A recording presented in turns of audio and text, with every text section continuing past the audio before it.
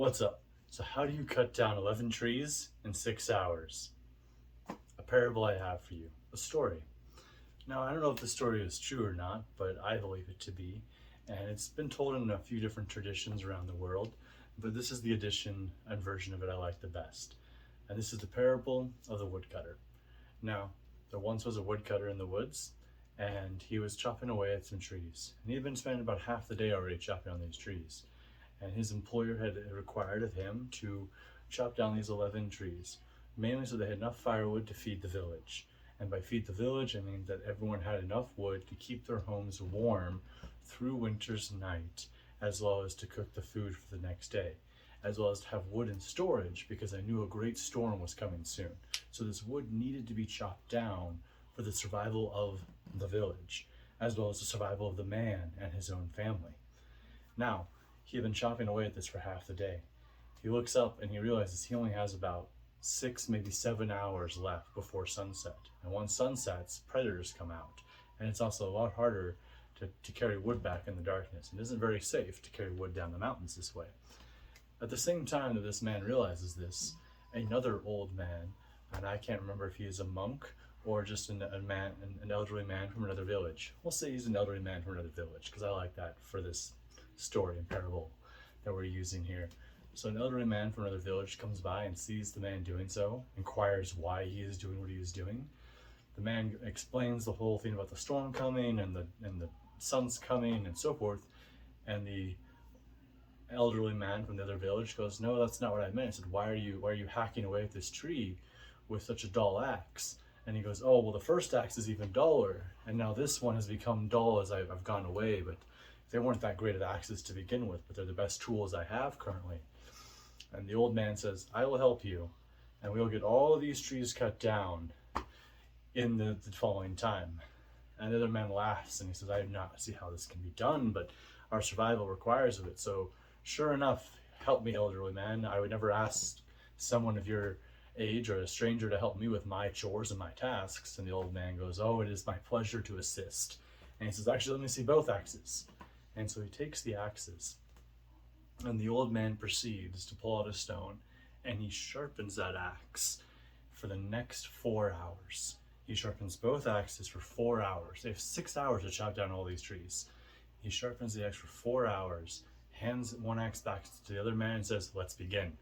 And they chop down all 11 trees in the 2 hours, and that's how the parable ends. Now, I'm sure they got the wood back in time, the village survived, and that's how I'd like to believe it. And I believe this to be a true story.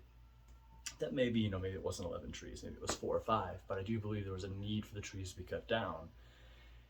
And there's 2 lessons to be learned here. One, allowing help to come in, realizing that your personal dream and your personal desires affect the collective. And you're much more powerful when you're doing your personal work for yourself and the collective. You realize that you are helping yourself and others by helping do what's best, but also helping another because they are you, is what the elderly villager saw. And allowing help is what the man saw the desperation of the situation and allowed help and accepted wisdom from those that know more. He did not view this older man from another village as above him or below him, but saw the years of wisdom and accepted, 2 hands make better work, but did not question the old man when he began to sharpen. Realized this old man must have a secret that I don't know about. And the secret simply is spend time sharpening your tool. Spend time learning your skills, sharpening your skills, doing what you can to increase your knowledge, increase your heart, raise your frequency, raise your vibration by being a better you.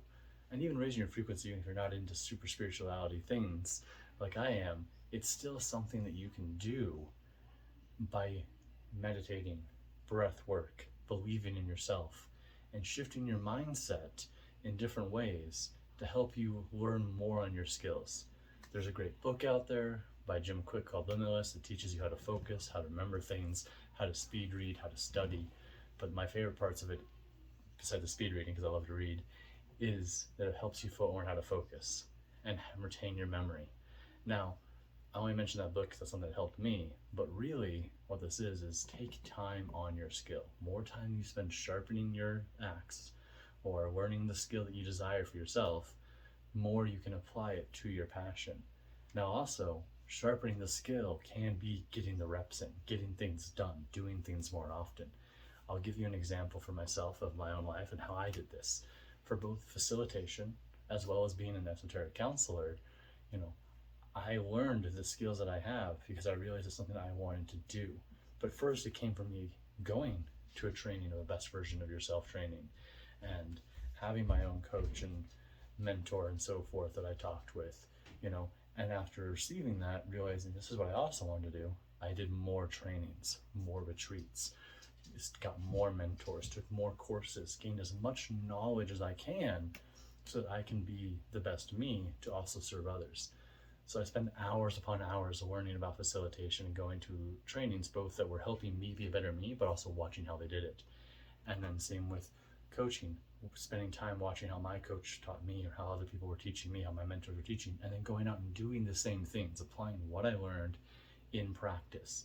And so even though it wasn't perfect at the beginning, and I'm still learning and I'm still improving, it's that it's doing it, getting the reps in, you get better at it and you perfect yourself.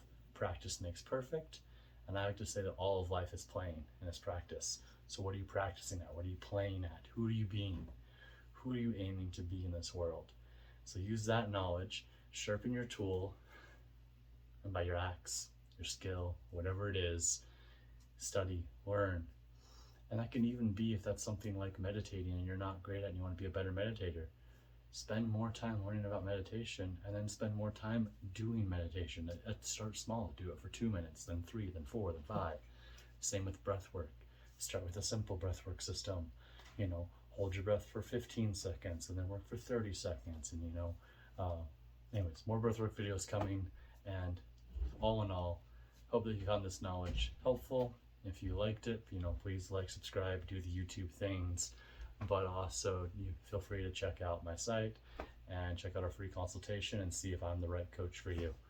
Or keep checking around the site for all these other useful information that is on my YouTube channel that hopefully can help you have a better life and help you shift your consciousness. So have a great, awesome day. Peace and love.